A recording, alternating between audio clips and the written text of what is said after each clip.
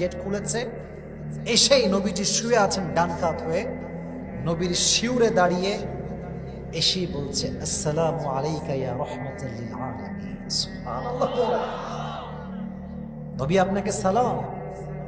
এই সালাম কি তুমি দিচ্ছ? বলছে না, এই সালামটা আল্লাহর পক্ষ থেকে আপনার কাছে পাঠিয়েছে। আচ্ছা মালাকুল মউত, তুমি আমার কাছে মানে তুমি এখানে কেন আসছো?